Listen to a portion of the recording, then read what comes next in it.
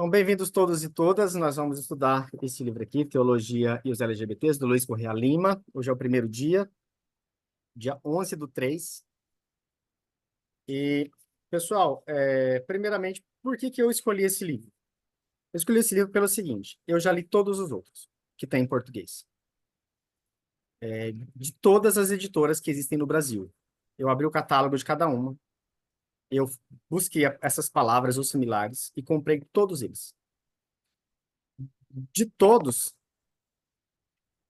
este livro é o mais assertivo, seja desde o aspecto teológico, porque ele é de 2021, ele é, então, de anteontem, né? É um livro recente, seja dentro do aspecto de leitura bíblica, porque a hermenêutica que ele tem, a interpretação bíblica que ele tem, traz dados, tanto católicos quanto alguns não católicos, e isso o torna muito amplo. Isso mostra que o autor fez uma leitura muito amplificada. E porque ele respeita a população LGBT e a psicologia enquanto ciência. Alguns livros assim, que eu li, eu encontrei termos homotransfóbicos, como, por exemplo, mais recente deles. Eu comprei semana passada esse livro aqui, ó, e ele está cheio de erros teológicos, está desatualizado. O livro foi republicado na segunda edição no ano 2000. Eu mandei uma carta para a editora pedindo a retirada do livro. Eles me responderam hoje, dizendo que já sabiam disso, mas que eles têm um contrato com a editora, porque esse livro é uma tradução de uma editora norte-americana. Eles compraram os direitos e eles têm uma tiragem para vender. Eles só podem tirar, eles só irão tirar da prateleira depois que venderem os livros. E é isso. Hoje eu entrei em contato com eles de novo, pedindo para que eles retirem tudo, mesmo que não vendam, porque é uma questão ética de que alguma mãe, algum pai passe pela livraria, compre este conteúdo e entenda esse conteúdo como atualizado. E isso possa levar a práticas homotransfóbicas em nome da igreja. E isso é muito complicado, né? Então eu invoquei a responsabilidade social e a ética da editora, vamos ver se eles respondem. Então, foi por esses motivos que eu escolhi esse livro. Tá? Depois, porque ele é um livro que é utilizado em muitos lugares, né? O Padre Luiz é o autor. Ele é muito conhecido, respeitado pela CNBB, já foi assessor da CNBB, assessor do clero. Então, por todos esses motivos, né? Claro que, vez ou outra, a gente pode pegar um trecho ou outro de outro livro, mas a gente vai seguir esse daqui, desde o seu começo. Eu não coloquei a introdução e o prefácio, mas eu vou mandar no grupo depois, porque uma pessoa pediu, ela falou, eu gostaria de ler. Eu vou mandar. Qual é a metodologia que a gente vai seguir? A gente vai seguir a metodologia de ler mesmo. Por quê? Porque o nosso grupo, ele é heterogêneo. Algumas pessoas têm bastante experiência aqui, o Paulo, a Dani, o Mauro, tem bastante experiência, o Hélio, os meninos têm, mas muitas pessoas que vão assistir a gravação depois não têm. Porque algumas mães estão participando do grupo, alguns pais, algumas outras pessoas que têm pouca leitura ou vida de igreja, né? Então, o que eu pretendo? Eu pretendo que quem está aqui compreenda. Então, para alguns esse começo vai ser entediante, para outros vai ser muita palavra difícil, e a gente vai caminhando desse jeito. O objetivo aqui não é formar doutores, mas é a gente poder abrir o coração, estudar, estudar, estudar. Então, a gente não vai cristianizar ninguém, a gente não vai tornar ninguém mais católico ou evangélico. A gente pode concordar, a gente pode discordar. Vamos lembrar que é um ambiente de estudo, mas é um ambiente de respeito também. Então, a gente pode perguntar, pode duvidar, pode discordar, pode meter o pau, pode fazer o que quiser aqui, tá? Mas com respeito. É isso. Desde a parte civil, de legislação, quanto respeito humano uns com os outros. Então, a gente pode discordar entre nós, não tem problema nenhum, né? Mas assim, para discordar, a gente não precisa ser agressivo, não precisa. Enfim, é bem tranquilo. Bom, então, por favor, quem está com o texto, alguém quer perguntar alguma coisa desse começo? Dúvidas sobre metodologia? Não? Então, beleza. Então, para quem está com o texto na mão, por favor, vamos pegar lá do primeiro capítulo, está na página 17. Ali. A sexualidade e a tradição judaico-cristã. Por que que o autor começa nisso aqui? Porque é básico. Qualquer texto que a gente vai estudar hoje, ele começa com a parte histórica, sempre, né? Então, vamos lembrar que o cristianismo, ele é uma religião que começou lá pelo ano 400, quando Constantino oficializou a igreja como a igreja do Estado. Claro que há controvérsias, a doutrina cristã católica entende que não, que foi Jesus que fundou, e está tudo bem. O nosso ponto aqui não é discutir isso. Mas a gente precisa discutir aquilo e de entender de que os textos bíblicos do Novo Testamento foram escritos, em sua maioria, por judeus e pela tradição judaica. E a gente precisa ter em conta como é que os judeus do tempo de Jesus entendiam a Sagrada Escritura, entendiam a Torá, entendiam o Antigo Testamento. Porque a partir da leitura deles, é a partir do óculos deles, que eles escrevem o Novo Testamento, né? Então, esse dado é importante para a gente, tá? Bom, vamos lá. Eu vou ler o começo, depois a gente troca, né? Vocês me ajudam a ler, por favor. Então, a sexualidade, a tradição judaico-cristã, introdução. A tradição judaico-cristã é um conjunto de ideias, valores e práticas e instituições que moldou povos e civilizações no Oriente e no Ocidente. Ele remonta a Jesus Cristo e a seus apóstolos e discípulos que fundaram a igreja e compuseram as Sagradas Escrituras, incorporando as escrituras hebraicas e relendo-as em uma perspectiva própria. Então, vejam que isso que eu acabei de dizer. Então, o Novo Testamento, os discípulos agruparam o que já existia, que é o Antigo Testamento, mais os escritos deles. Essa tradição atravessa gerações e milênios, sempre defrontando e se adaptando a novos contextos. Ela tem uma dialética de conservação e mudança, para que os conteúdos permaneçam inteligíveis e relevantes. O importante teólogo do século XX, Jean-Yves Congar, dizia que a única maneira de se dizer a mesma coisa em um contexto que mudou é dizê-la de um modo diferente. Nada é mais estranho à tradição do que o fixismo que recusa qualquer mudança, como um fóssil em um museu ou história natural. Tradição não é tradicionalismo.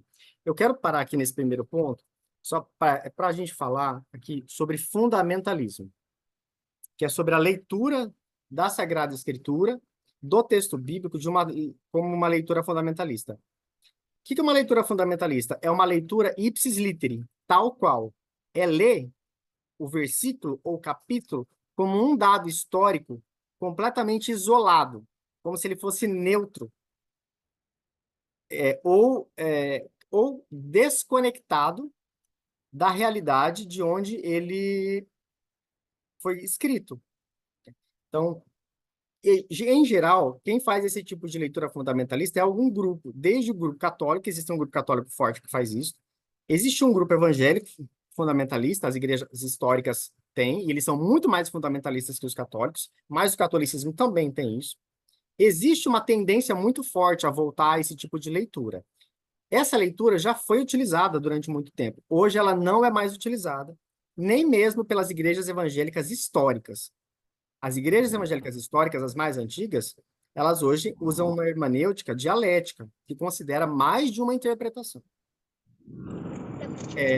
Na igreja evangélica, a tradição deles é que a interpretação do texto bíblico, ela é plural, ou seja, ela pode ter mais de um entendimento de pastores diferentes e todos eles são verdade.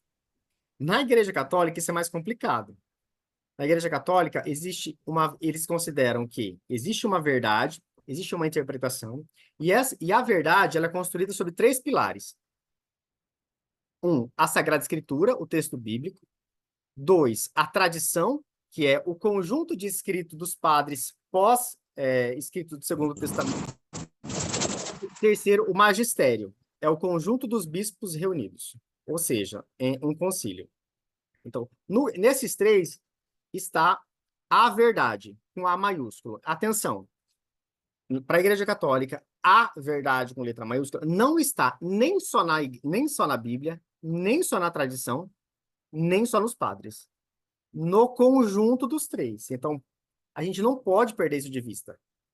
Porque se a gente pegar só o texto bíblico, sem considerar o que os santos padres disseram ou que a igreja historicamente interpretou e reinterpretou, a gente não vai conseguir entender. O que o autor do texto está dizendo? Ele está dizendo assim, olha, eu não vou fazer uma leitura fundamentalista, porque tradição não é tradicionalismo. Ele está assumindo uma postura de leitura interpretativa, que é uma leitura comunicativa, dialógica. Eu falo, você escuta, você fala, eu escuto, mais de uma interpretação, mais de um olhar, como se fosse um prisma ou um caleidoscópio.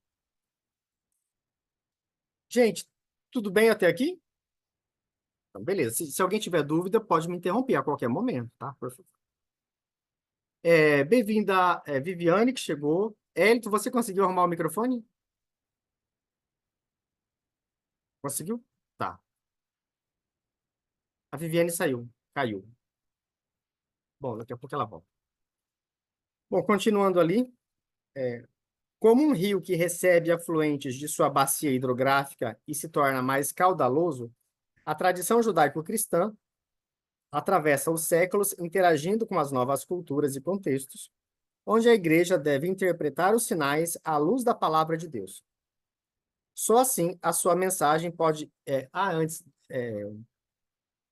Deixa eu. Nesse versículo aqui, veja quem é que interpreta a Sagrada Escritura. Gente, a gente está falando de uma leitura católica, tá? Ó, de novo, como um rio que recebe afluentes na bacia, um rio que recebe afluentes na bacia, você vê que é uma coisa só, que é muitos, e muitos que vêm para um.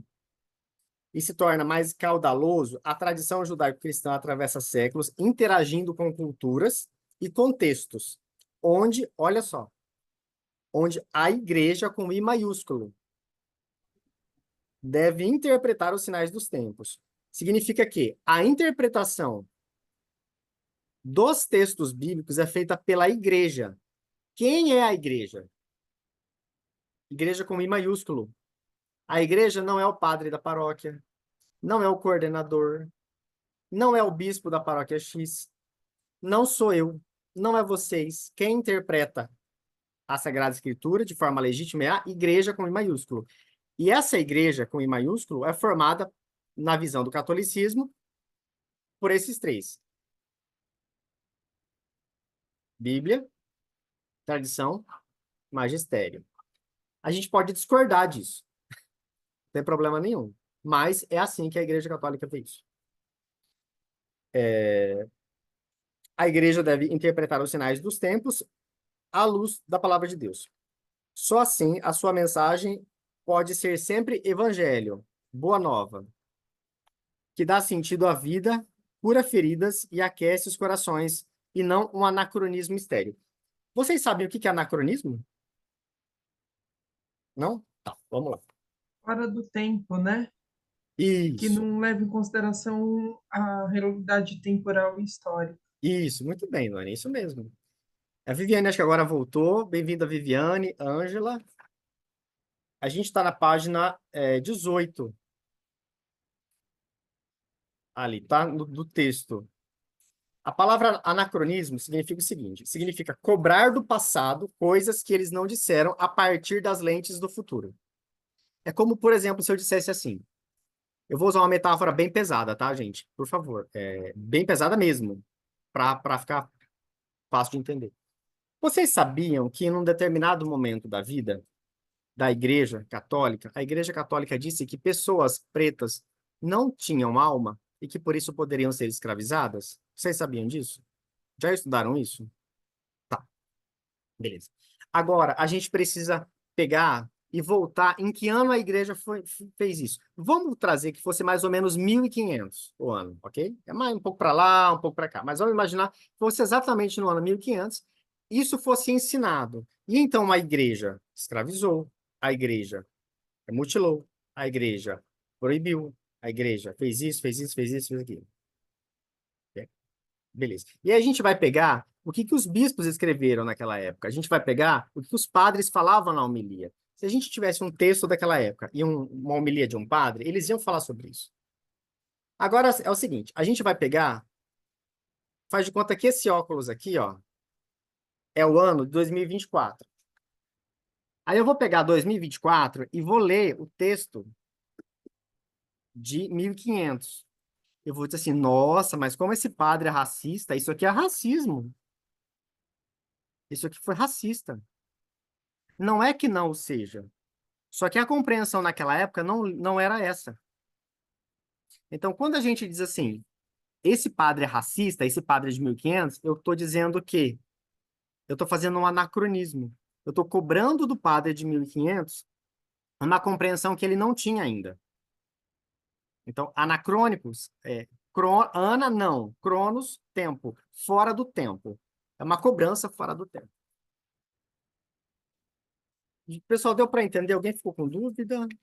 Tá tudo bem? Se alguém não entendeu, fala de novo, tá? Que eu explico, por favor. É, então, na página 18 lá em cima, Ângela e Viviane, essa tradição oriunda de Israel inseriu-se no mundo greco-romano. Nela se desenvolveu posteriormente a teologia e o seu olhar sobre a sexualidade. O que o autor disse? Que o que está escrito no Novo Testamento foi escrito com o olhar da tradição judaica. Qualquer coisa que Paulo escreveu, Tiago, os apóstolos, Pedro, nas cartas, tem que levar em conta o que eles sabiam, não o que a gente sabia. Então, por exemplo, eu adoro uma entrevista que aquele pastor Caio Fábio dá para o Danilo Gentili falando sobre homossexualidade. Eu amo. Eu acho que eu já assisti aquele vídeo assim umas 500 vezes. Eu sei até o tom de voz que ele usa. No tempo de Jesus, tinha travesti, sapatão, calhorda. E o que ele falou sobre isso? Nada, nada. Não estava na pauta de Jesus esse assunto. E não estava mesmo. Agora, quando a gente pega a Bíblia e diz assim, Jesus falou isso? Não falou, gente. E se tivesse falado, alguém teria anotado, porque é um assunto importante. Se alguém não anotou, é porque não era tão relevante assim.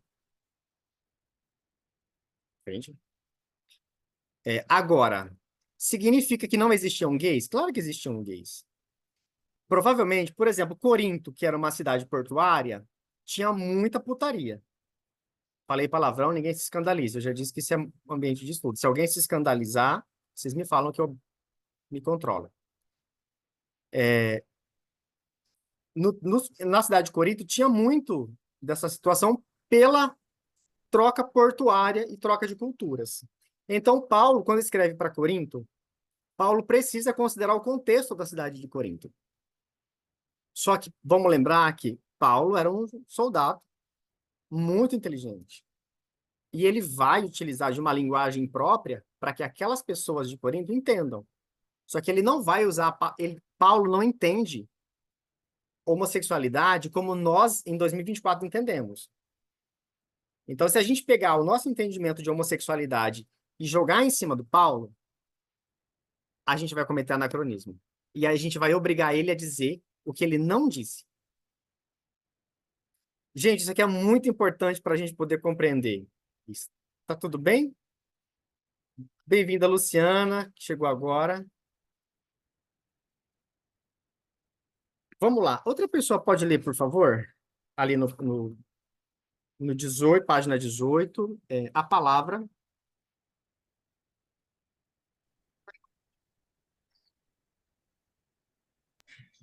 A palavra sexo vem do latim secare, quer dizer dividir, partir, seccionar. A própria etimologia sugere que o sexo carrega em si a originalidade nascida da separação e a aproximação resultante de um desejo de volta às origens. O sexo está ligado à corporeidade. Nascemos da conjunção de dois corpos. Só um pouquinho, para aqui. Olha só. Olha, isso aqui é muito importante. Nascemos da conjunção de dois corpos. Tem uma noção de sexualidade aqui, que é a noção de sexualidade da Igreja Católica, que o nascimento de uma pessoa se dá pela conjunção de dois corpos. Quando eu digo dois corpos, significa duas pessoas, uma que tem pênis e uma que tem vagina, eles têm relação sexual genital, tem orgasmo completo e tem introjeção de esperma intravaginal. Quando fala dois corpos aqui, é dois corpos mesmo. Cis. tá? Ou seja, o autor não está considerando aqui a criação de pessoas por meio de outras formas, por exemplo, fertilização in vitro, que é o nascimento de uma pessoa sem dois corpos. Tem um corpo e tem um espermatozoide que foi previamente recolhido de um ser humano, mas que é feita a introdução de forma artificial.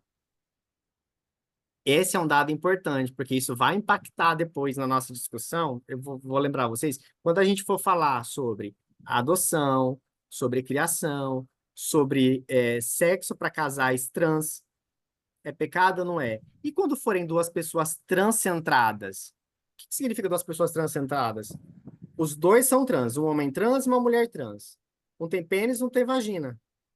Eles têm uma relação sexual genital. E há introdução pênis dentro da vagina. E há orgasmo com ejaculação intravaginal. Ou seja, cumpre as exigências que a igreja faz. E aí, é válido ou não válido? Entende? Então, assim, eu estou dando essa agora, porque isso que o autor está falando agora sobre a noção de sexualidade não considera isso. Então, a gente precisa atualizar o conceito de sexualidade, né? Você vê que tem respostas, gente, que a igreja não está pronta para dar. Eu não tenho essa resposta. Eu tenho aquilo que eu acredito. Mas eu que estudo isso não tenho essa resposta. E não sei se alguém tem, por enquanto. Pode continuar, Ângela, por favor. Temos consciência de quem somos na relação com os corpos dos outros e com as demais realidades. A consciência de ser e de existir supõe a consciência de ser com os outros e de coexistir. O corpo é o suporte simbólico da individualidade. As raças, as várias culturas e subculturas imprimem traços nos corpos das pessoas, como também as classes sociais e as profissões. Assim, o corpo de um trabalhador braçal ou de um trabalhador intelectual apresentam traços diferentes. Então, veja que aqui o autor ele está considerando um corpo dentro de um contexto. Ou seja, uma pessoa sexuada, ela vai viver a sexualidade dela dentro do contexto onde ela está. Ela não é um anjo. Ela é um corpo, tem pênis, tem vagina, ou tem pênis e vagina, ou não tem nenhum dos dois, enfim, não tem os caracteres externos, só os internos. E é só que essa pessoa trabalha, ela come, ela vive, ela tem desejo, ela se relaciona, ela é capaz de amar, ela é capaz de se apaixonar.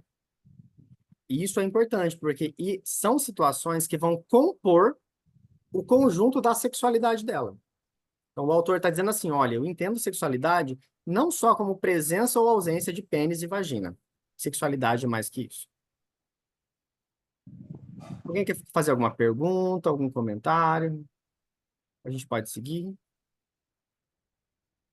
Vamos seguir. A sexualidade impregna toda a pessoa. Ela constitui uma dimensão fundamental do ser humano. Antes mesmo que intervenha a liberdade na elaboração de um projeto de vida, a sexualidade determina uma maneira feminina ou masculina de ser no mundo. Pode parar, Angela. O que vocês entenderam aqui dessa frase?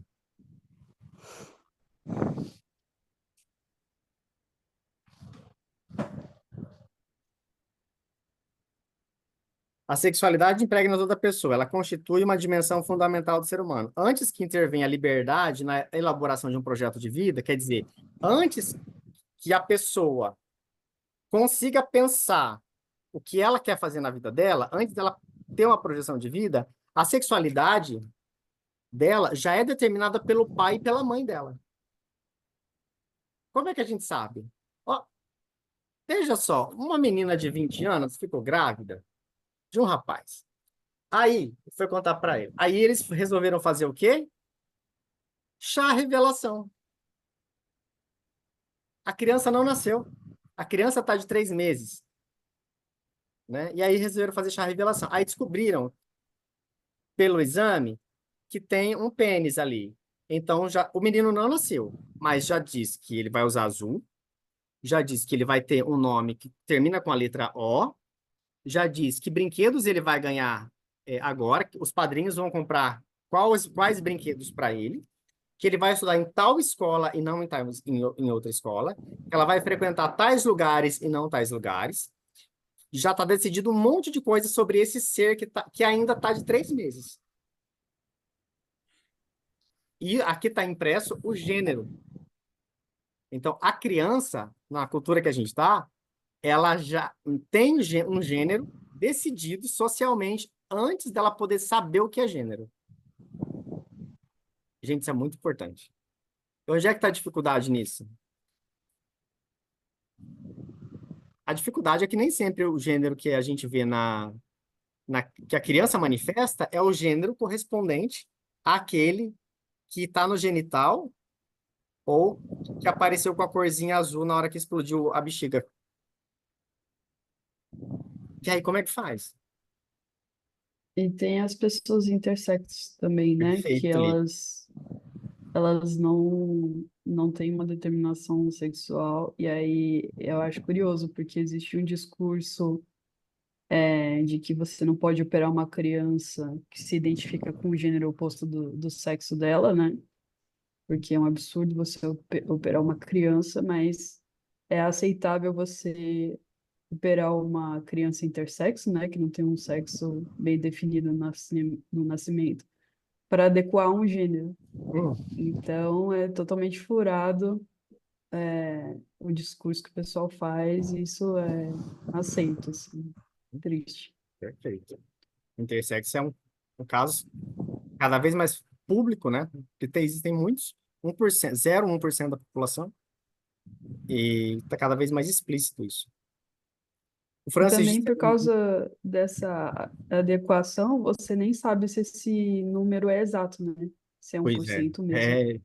às vezes a decisão Nem é as tomada próprias pelo pessoas sabem, né? Então, Francis dizendo no chat ali que odiava carrinho, que ele queria bonecas, né? Olha o Francis, olha a cara de menina que o Francis tem. Gente, não dá para você ver um homem desse e falar assim, não. Pois é, e aí como é que faz? Então percebe como assim? No texto bíblico, isso não aparece, tá?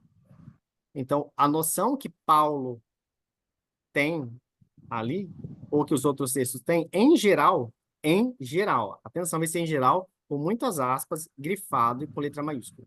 Em geral, é de que aquele que tem pênis é menino, de que aquele que tem vagina é menina. Agora, o contato de Paulo teve contato com os gregos. E a cultura grega, isso é irrelevante. Irrelevante. E então, quando ele escreve cartas para culturas onde tem contato com a população grega, o entendimento, quer dizer, o jeito de escrever é outro. E a gente tem que levar isso em consideração. Tá? Alguma dúvida sobre isso, gente, aqui? Não? Então, Ângela, por favor, pode continuar.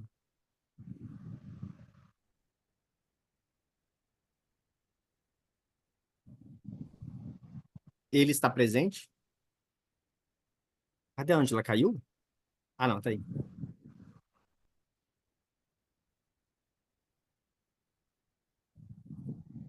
Ô, Fernando, eu ainda não abri aqui o Ah, arquivo. tranquilo. Minha Alguém pode internet ler? está bem lenta. Tranquila, Eu por não estou favor. conseguindo. Tá bom? Ali. Baixar ele aqui. Imagina. Ele está presente?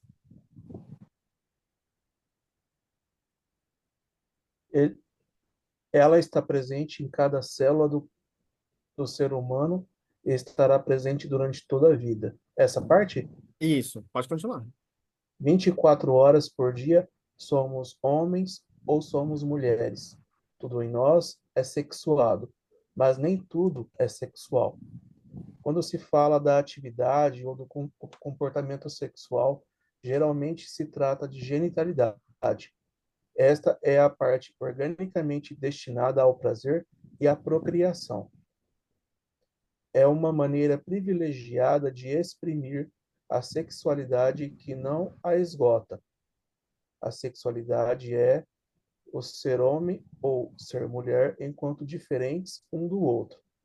Mesmo fora de toda e qualquer atividade genital, o ser humano não deixa de ser totalmente sexuado em tudo o que faz e em tudo o que é.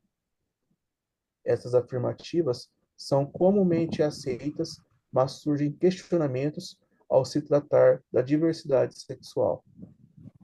Muito bem, deixa eu comentar aqui a posição do autor, a gente começar a visualizar as dificuldades que nós teremos. A Luciana comentou, a mente masculina ou feminina do feto é determinada aos 3 meses de gestação, independente da genitália. E pode mudar ao longo da vida, né, Luciana?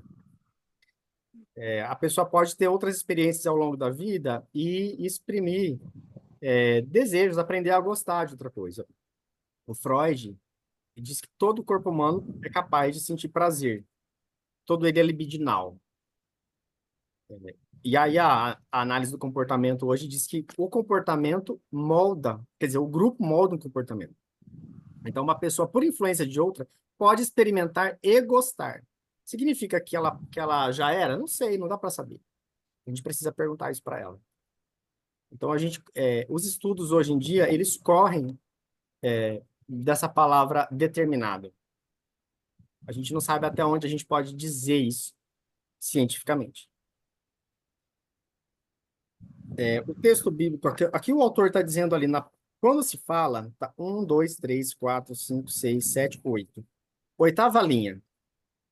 Quando se fala da atividade ou do comportamento sexual, geralmente se trata da genitalidade.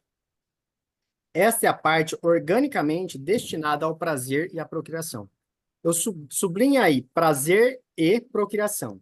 São duas coisas que são a finalidade do matrimônio para a Igreja Católica.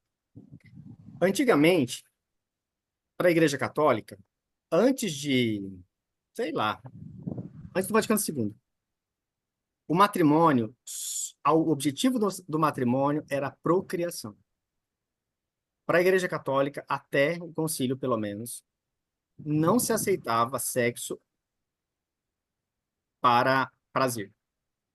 Então, tem sexo é para fazer filho, não é para prazer. A finalidade, não diz que é proibido, diz que a finalidade é essa. Pode ter sexo desde que seja para ter filho. Não teve sexo sem filho, pecado. Veja onde é que isso vai desembocar. A pessoa que tem relação sexual, mas não pode ter filho, está em pecado. É por isso que muita gente diz que homem com homem não procria. Então é pecado. Percebem?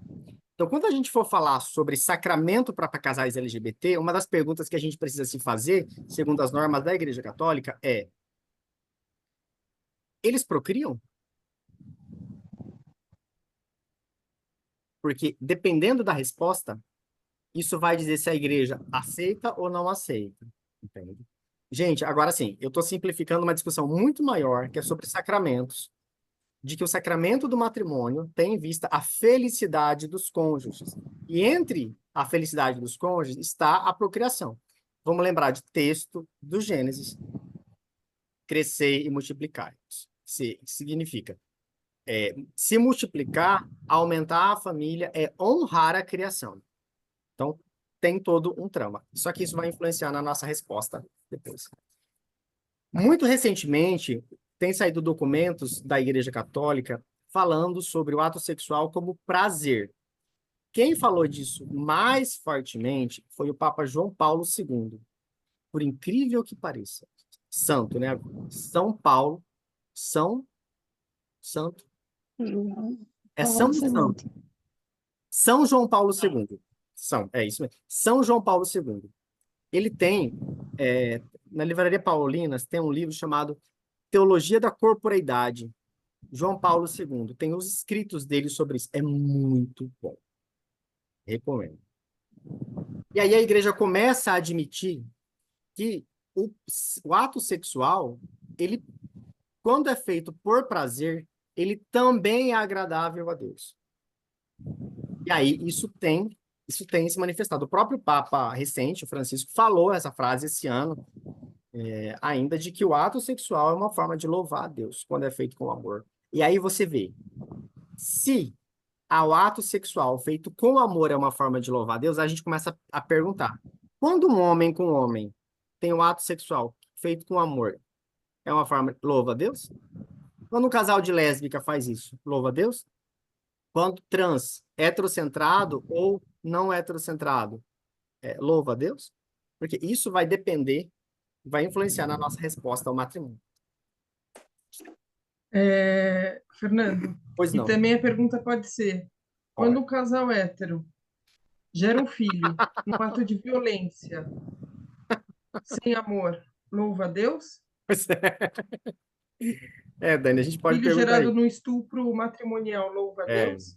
é, é, tem muitos casamentos heterossexuais que pedem a nulidade matrimonial a partir de características como essa, né? Não tínhamos ato sexual, ou o ato sexual era feito sem amor.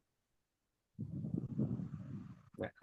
Ele era para procriação, mas a geração de amor, de afeto, não havia, porque era feita de modo forçado. Isso é um argumento forte para nulidade matrimonial. Heterossexual. Gente, esse foi um dado importante. Falamos duas coisas importantes agora há pouco, né? Vocês têm alguma dúvida, algum comentário? Eu já estou adiantando onde é que a gente vai brigar depois, mais à frente, nos sacramentos, a cabeça está pipocando aí, tá tudo bem?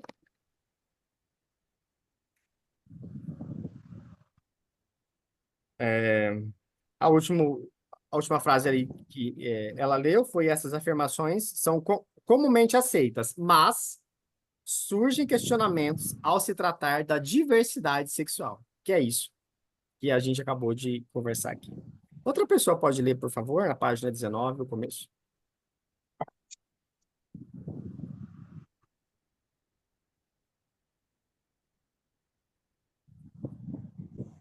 Para Vamos uma lá, gente. compreensão mais profunda do sentido da sexualidade, é necessário relacioná-la à espiritualidade. Nossa sexualidade se estrutura a partir de um corpo, que é base para as nossas relações biológicas, psicoafetivas, sociais e cósmicas, incluindo a dimensão espiritual. Na perspectiva teológica, nossos corpos são templos de Deus e destinados à glória da ressurreição. A nossa sexualidade é um canal privilegiado que interliga o amor humano e o amor divino. Essa dimensão espiritual abre a transcendência. Não é facilmente compreendida em um contexto secular, mas é sintomática a busca por uma literatura espiritual de diversos matizes religiosos. Parece indicar uma saturação dos prazeres meramente biológicos e imediatistas. A busca pelo sentido da vida e da felicidade exige algo mais, mesmo dos que não têm filiação religiosa. Muito bem, tá ali do Antônio Moser, um baita de um moralista, né, da bioética, professor muito bom. Sobre a espiritualidade, gente, onde é que isso vai desembestar nas nossas reflexões? Na noção de pecado. Sobre quem peca, quem não peca. Isso é pecado, isso não é pecado. Isso vai impactar no acesso ou não aos sacramentos. Então, a busca por uma espiritualidade que integre a sexualidade diversa é importante. É muito importante. Bom, e vamos à parte... Alguém tem uma pergunta? Não? Vocês estão quietinhos? Vocês são sempre quietinhos assim. Outra pessoa, por favor, na página 19, o contexto antigo. O contexto antigo. O entorno do antigo Israel afetou fortemente a sua história, cultura e religião, seja por assimilação de conteúdos e práticas, seja por sua rejeição. A sexualidade e o matrimônio nas culturas vizinhas possuíam figuras arquetípicas de Deus Pai e Deus a Mãe, que eram fonte de vida nos domínios divino, humano e natural. Mitos celebravam o matrimônio, a união e a fertilidade do casal divino, como Baal e Anat.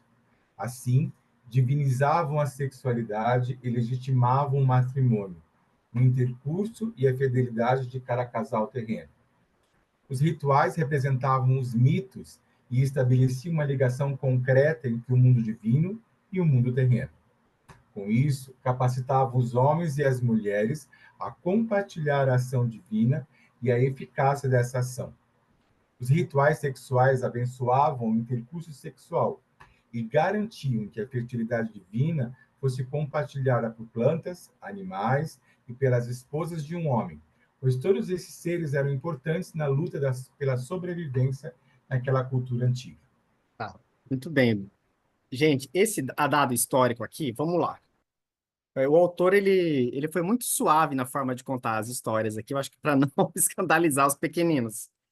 Mas é o seguinte, o que o autor está dizendo? Que no antigo Israel, no tempo de Jesus, haviam culturas onde ele estava e nos países vizinhos e também distantes, onde haviam liturgicamente o contato com o sagrado, onde não havia um deus, havia uma deusa.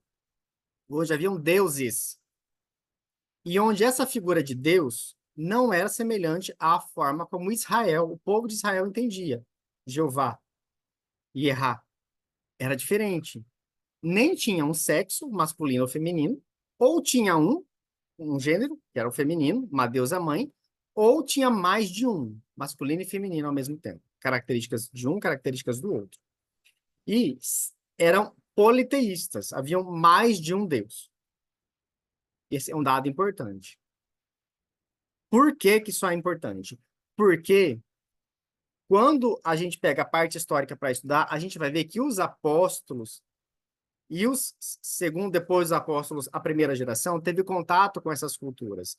E nessas culturas, eles encontraram pessoas que participavam de rituais religiosos, cujo ritual era um ato sexual. Quando eu falo ato sexual, é sexo mesmo. Isso, no Antigo Testamento tem isso, se fala, no Antigo Testamento está escrito a expressão as prostitutas sagradas. No Novo Testamento, isso tem outras palavras. O que eu estou dizendo aqui?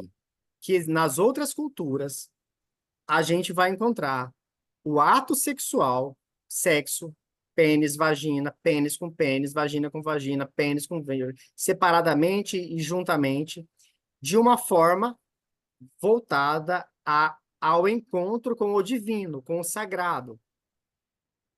Ou seja, o ato sexual é parte do sagrado para estas religiões. É parte tanto do contato com o sagrado, como uma forma de agradecimento, como uma forma de pedir alguma coisa, ou até como forma de sacrifício. Então, se tinha relação sexual, vocês já devem ter visto isso em filmes, onde no topo de um morro bem grande tinham mulheres sacerdotisas. Essas mulheres, elas ficavam lá, elas eram levadas meninas para lá e eram treinadas pelas outras que estavam lá há muito tempo, para que elas ficassem a serviço da liturgia sagrada daquelas religiões. Como era feita essa liturgia? A pessoa que subia o morro, o rei, ou outra pessoa que subia o morro para lá, tinha uma relação sexual com a sacerdotisa. Gente, relação sexual é relação sexual mesmo, é pênis, vagina, penetração. O altar era em cima do altar mesmo. Era feito. Só que a gente não pode olhar isso do jeito que a gente olha hoje. Senão, se lembra do negócio do anacronismo? É a gente pegar, nossa, meu Deus, a gente vai olhar essa parte histórica com o olhar de 2024, a gente vai dizer, nossa, que isso é uma orgia, isso é promiscuidade, isso é horrível, isso não sei o quê. E aí a gente está fazendo um anacronismo, a gente está cobrando daquelas pessoas coisas da nossa cultura. Então não dá para a gente fazer isso. Então, eu sou tão caricato porque depois, desculpem algumas pessoas, é porque depois outros pais e mães vão assistir isso aqui e talvez alguns não tenham a formação que a gente tem, que alguns de nós temos, né? E aí a gente não pode cobrar isso. Então, só que no tempo de Jesus, os apóstolos e a primeira geração depois dos apóstolos teve contato com essas pessoas, com essas culturas. E eles precisavam dar um jeito de falar dos valores de Jesus e da tradição de Israel, daquilo que Jesus ensinou e dos costumes de Israel. Isso envolvia, muitas vezes, questões sexuais. Então, há uma confusão muito grande aqui. E aí, como é que a gente anuncia essas questões da sexualidade? A gente vai ensinar sobre o que Jesus falou, mas espera aí, ele não falou nada sobre isso. Então, a gente vai ensinar aquilo que a gente aprendeu na Torá. A gente vai ensinar aquilo que a gente aprendeu no Levítico, no Antigo Testamento, que é o que eles sabiam. Eles não sabiam o que a gente sabe hoje. Entende? É por isso que a gente vai encontrar uma expressão ou outra no Novo Testamento que fala assim, nossa, olha assim, mas condenou isso daqui. Mas se a gente for pegar como é que era a cultura daquela época e para quem o texto foi escrito, a gente vai entender aquela frase. Então, É importante lembrar, né, Fernando, que logo nos primórdios da igreja tinha-se, inclusive, uma dúvida teológica, né, assim, de quem poderia ser cristão, né? Então, se tinha uma grande discussão, assim, você tinha que ser judeu antes para ser cristão, né? Então, isso, assim, para dizer, isso é muito mais complexo, né? Mas isso para resumir naquilo que você está dizendo, que muito daquilo que eles transmitiram era muito naquele óculos que eles tinham naquele momento, né, de leitura, de interpretação das coisas que era tudo que eles sabiam até então, né? Então, as lacunas, né, que de certa forma, provavelmente, que a gente sabe que aconteceram, porque a gente, como você bem lembrou, assim, provavelmente, se não foi escrito, é porque Jesus tão pouco se preocupou com isso, não era um problema com o qual ele tinha esse olhar. Então, essas lacunas, elas precisavam, de alguma forma, serem preenchidas, porque tiveram muitos questionamentos. Tá, em relação a isso, a gente faz o quê? Bom, a gente não sabe, bom, a gente não sabe o que a gente responde aqui, vamos responder com aquilo que a gente sabe, né? Assim, Jesus não falou nada sobre isso, mas assim, de onde é que a gente vai tirar? Então, vamos tirar daquela realidade teológica e espiritual e religiosa que a gente vivia naquele momento, né? perfeito. É isso aí. Eu estou escrevendo um texto, eu só estou esperando a hora certa de publicar, porque eu sei que eu vou receber xingamento até a alma da minha terceira geração. O título do texto é A Bíblia não é um livro sobre sexualidade cristã. A Bíblia não foi escrita não é um livro vou trocar. A Bíblia não é um livro de sexologia. A Bíblia não responde a algumas perguntas. E não responde mesmo. Então, a gente pode até pegar alguns textos, mas seria anacrônico, é irresponsável a gente exigir do texto algumas coisas. Não vai responder. Então, a quem compete? Vocês se lembram? Quem é que responde isso? A quem compete? A igreja. Que igreja? Aí vai depender da igreja que você tá, do seu padre, do seu pastor, do conjunto dos bispos, da tradição, da Sagrada Escritura, para dar conta de interpretar isso à luz da Sagrada Escritura. Pois não, Mauro? Isso que você falou agora é muito importante. Irresponsabilidade. Sabe? Quando eu olho para algumas pessoas interpretando ou trazendo contextos, né, e dizendo, olha, é dessa forma, é assim que funciona, eu vejo pessoas sendo irresponsáveis com a vida dos outros, sabe? E o pior é que sendo irresponsável com as vidas dos próprios filhos, com a vida, sabe, dos filhos de pessoas que estão em volta e sem cuidado, sabe? Isso, para mim, é uma coisa muito temerária, né? Não é só uma questão de respeito, é uma questão de realmente, puxa, como você pode ser descuidado dessa forma? Né? Aí eu entro em toda aquela coisa de, se Jesus diz para a gente servir, para a gente amar e a gente cuidar, né? A primeira coisa que eu tenho que fazer, o primeiro trabalho é eu servir. Como que eu posso ser responsável com a vida de uma pessoa dessa forma? Só um detalhe, esses dias atrás eu fui num babaracá, numa igreja, tinha mais de 100 adolescentes. O pastor ministrou o tempo inteiro sobre a sexualidade correta que eles têm que ter.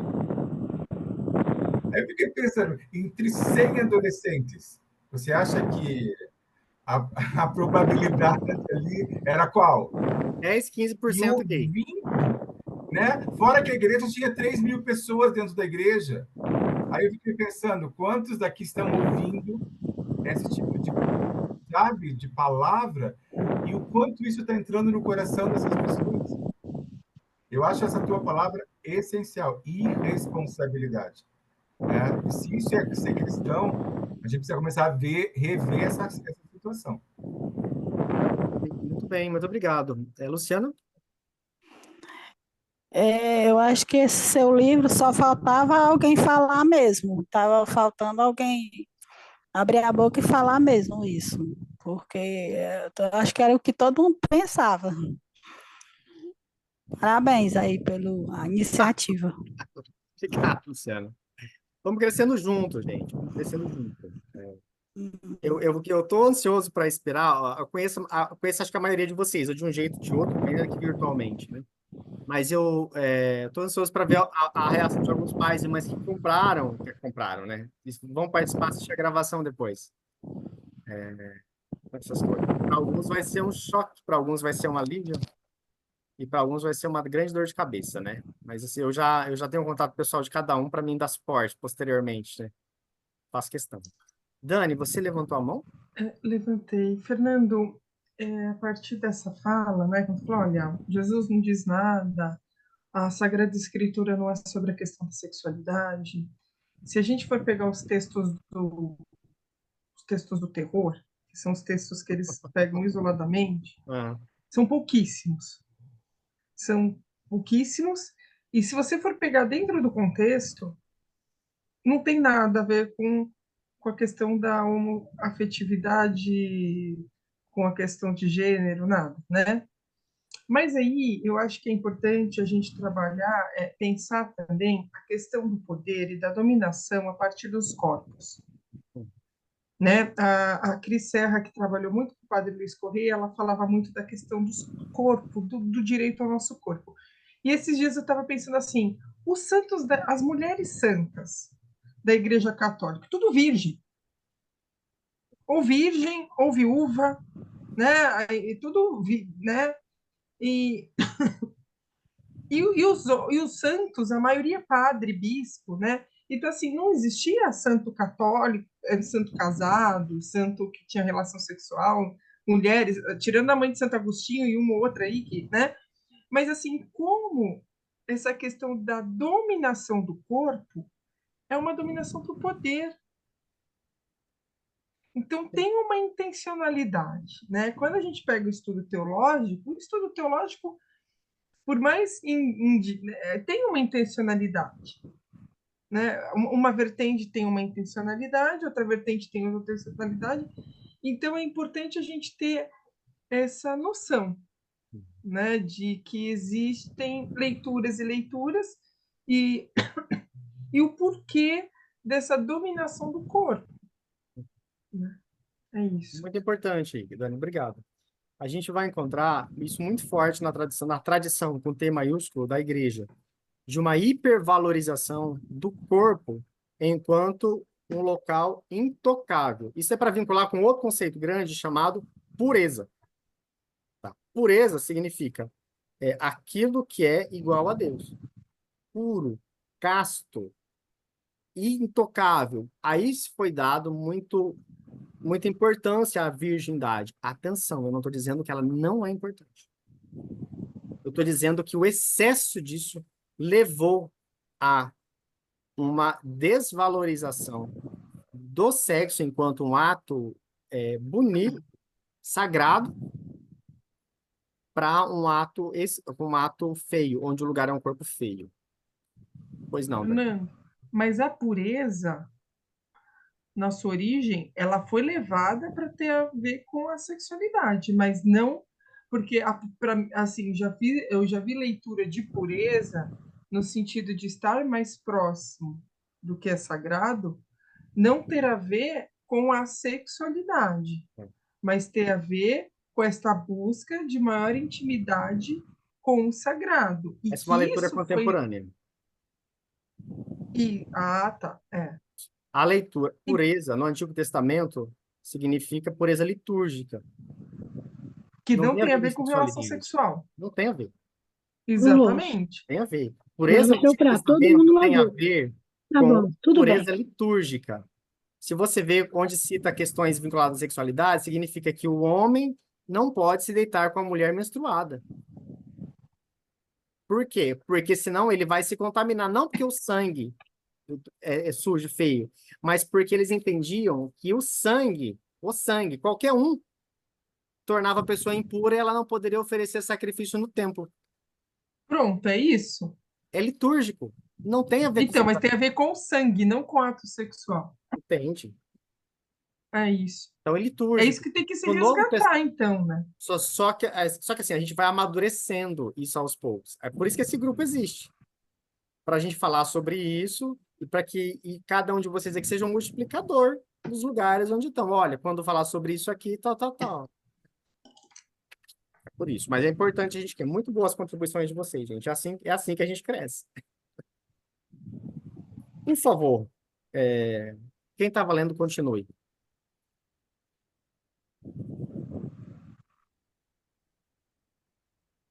Pode continuar? Pode. Eu não lembro onde nós paramos, a gente começou... Ah, tá.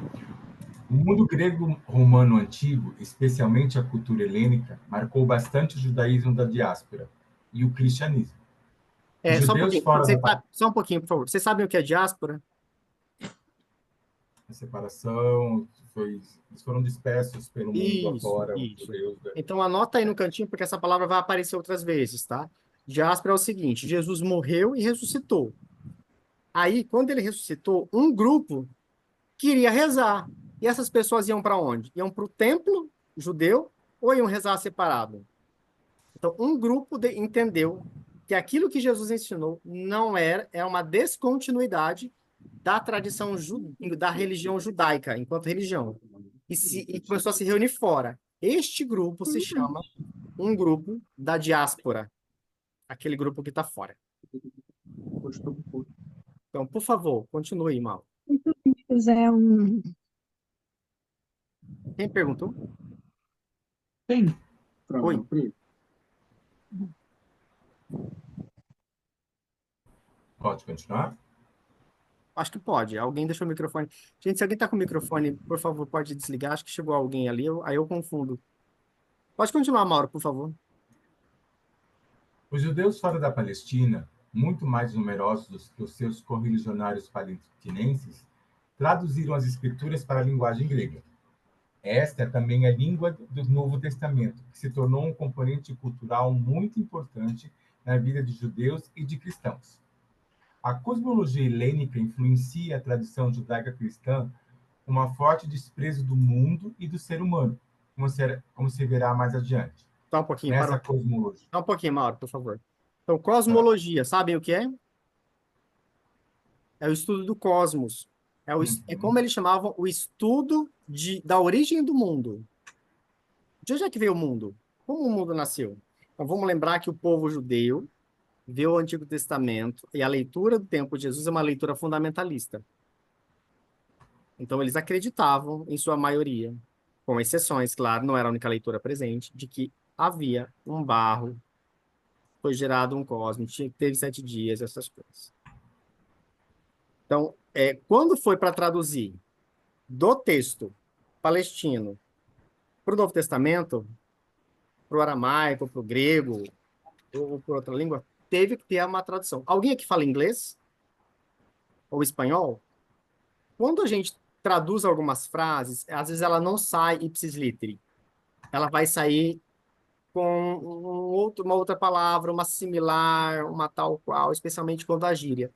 Na Sagrada Escritura está cheia de gíria. Cheia de gíria. Está cheia de palavra que não existia, na hora da tradução a gente colocou uma palavra parecida com a nossa. E isso vai influenciar na nossa leitura bíblica do texto, na leitura do livro e na interpretação dele também, mais ainda. Então a gente tem que levar isso. Essa última frase que o Mauro leu aqui, ó, a cosmologia helênica, quer dizer, o entendimento sobre a origem do mundo influencia a tradição judaico-cristã com um forte desprezo do mundo e do ser humano. Por que se despreza o mundo e o ser humano? Porque é uma hipervalorização do que é espiritual, daquilo que não é matéria. E o corpo é carne. Sexo é carne com carne. Então, ele será entendido, nesse começo, de uma forma desprezível. E aí a gente vai entender que algumas citações bíblicas falam do ato sexual de forma ruim. seja hétero, seja homem. Por favor, pode continuar.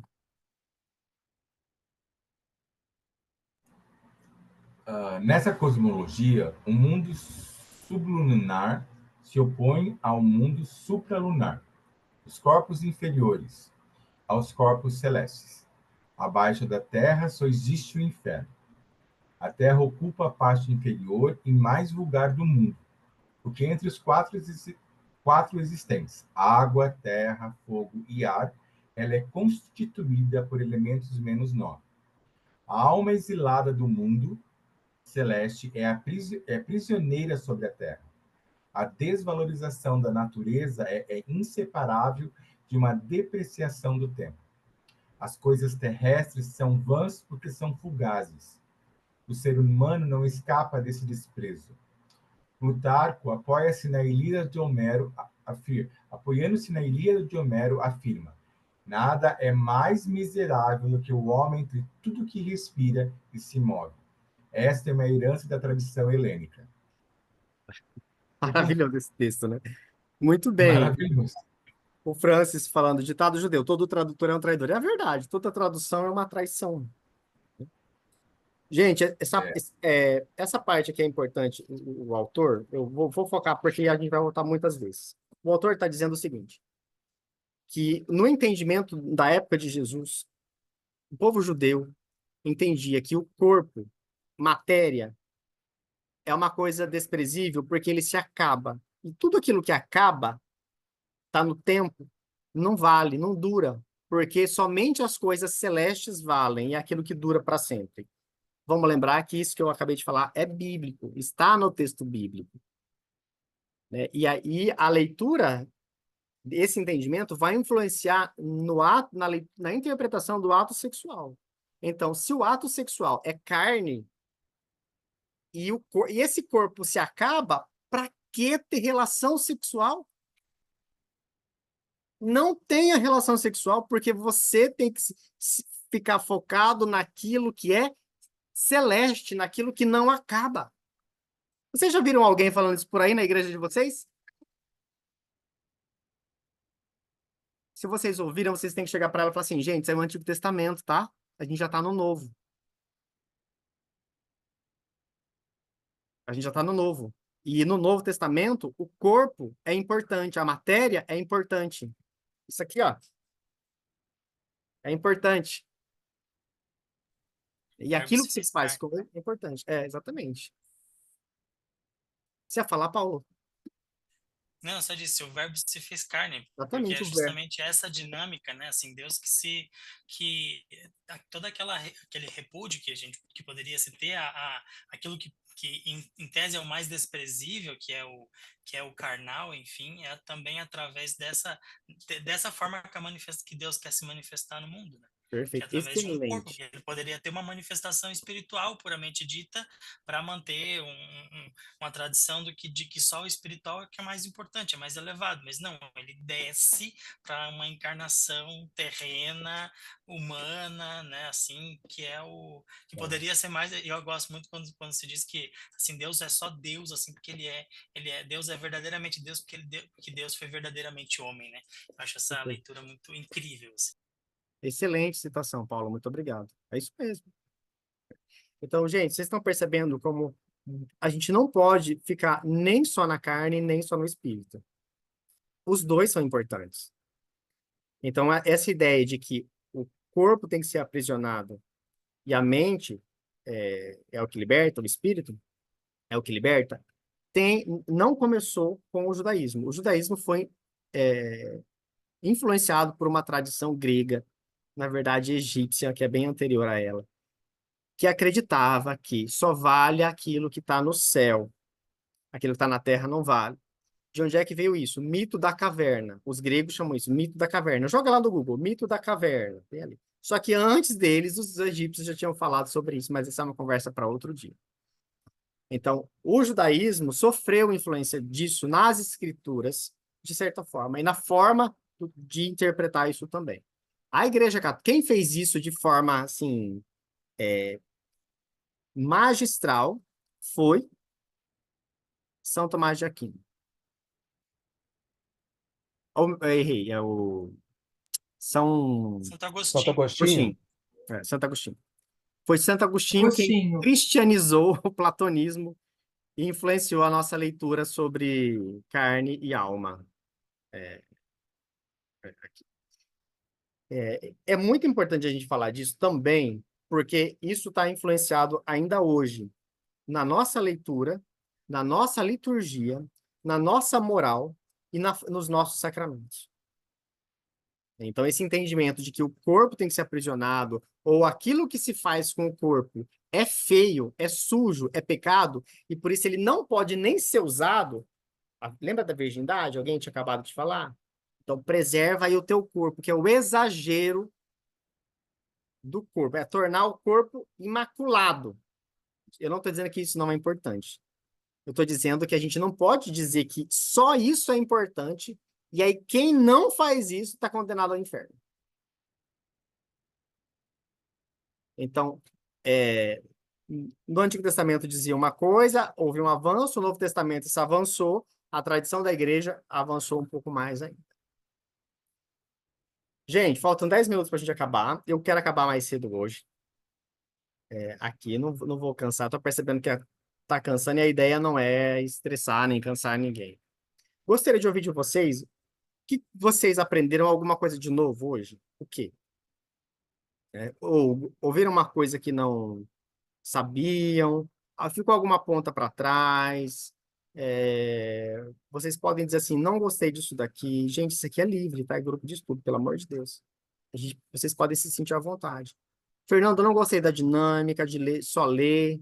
Vamos combinar de ler 2, 3 páginas, você faz um resumão e a gente discute. Tá? Tudo aqui está aberto, gente, inclusive a metodologia.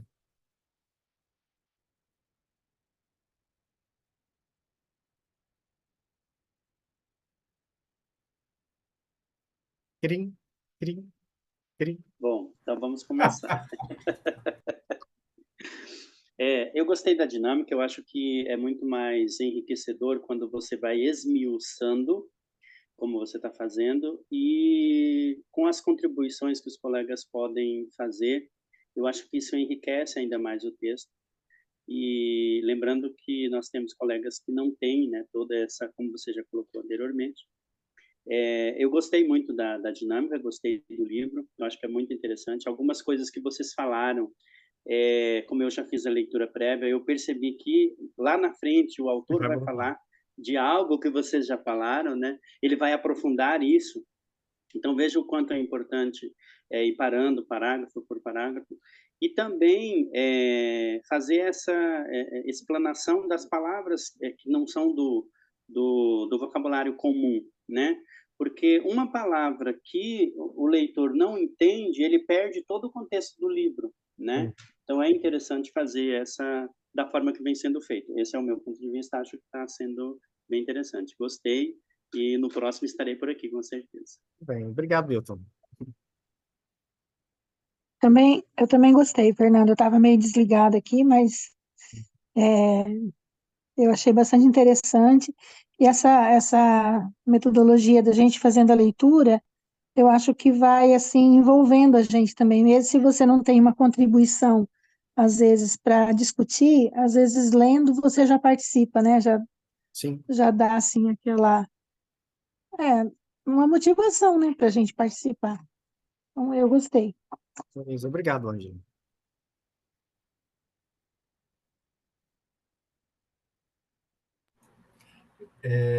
Eu acho que aos poucos a gente vai criando um método, né? Eu acho que o método está sendo, aos poucos, ele está se dinamizando.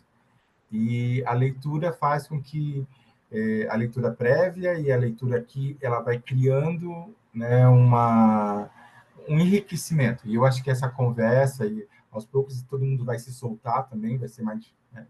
Eu acho que está muito bom desse jeito, sim. Você vai criando uma estrutura para se ter mais liberdade, né, para se conversar. Tá bom, obrigado, Mauro. Mais um, o último, que a gente encerra.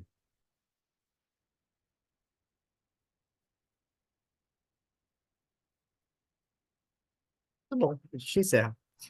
Gente, Pô, tá tímido. Quem puder deixar a câmera ligada, posso fazer um print aqui? Marcar vocês no Instagram? Mauro, eu acho que a sua câmera tá desfocada. Eu não sei o que houve aqui, ela simplesmente... É sua lente. Eu não sei o que houve aqui. Bom, vamos lá. Diga um X. Deixa eu tirar aqui minha... Eu vou mandar lá pro Padre Luiz, eu prometi para ele. Diga um X.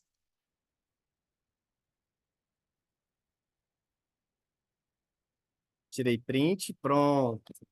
Vou mandar lá no grupo. E olha, eu preciso dizer para vocês, assim, parabéns para vocês, de verdade. Estudar teologia, quem nunca, talvez alguns de vocês nunca pegou um livro de teologia, e a teologia que está nesse livro é teologia para valer. Não é água com açúcar, não, tá? Posso falar para vocês. É um livro bom, e é um dos melhores. Para mim, é o melhor que tem no Brasil nesse assunto. Então, para quem nunca pegou, mesmo para vocês que estão aqui, parabéns aí pela coragem de vocês, e muito obrigado pela confiança aqui no nosso trabalho. Vamos em frente, Fernando, gente. Pois não. depois que parar de gravar eu falo, tá? Que não tem a ver com Deixa eu aula. Tá bom. Então, gente, muito obrigado. A gravação vai estar salva em nuvem. Amanhã eu vou mandar para vocês um link. Ela só será acessada via e-mail. Tá? Via e-mail. Por que eu deixo desse jeito? Para mim saber quem acessa. Sabe por quê? Porque a gente sofre ataques. Né? Semana passada eu recebi uma série de coisas, de frases ruins de algumas pessoas. Assim, aí deixa isso lá, isso vira um prato cheio para como transfóbicos católicos, inclusive. Era por isso. Muito obrigado, a gente se fala. Para vocês que assistiram o vídeo depois, eu estou à disposição. Você tem meu telefone, meu e-mail. Conta comigo se eu puder te ajudar. Pode mandar pergunta em inbox, pode mandar da forma como você quiser. Eu faço questão de te responder, tá bom? Tchau. Falou, boa Deixa eu noite. encerrar a gravação aqui.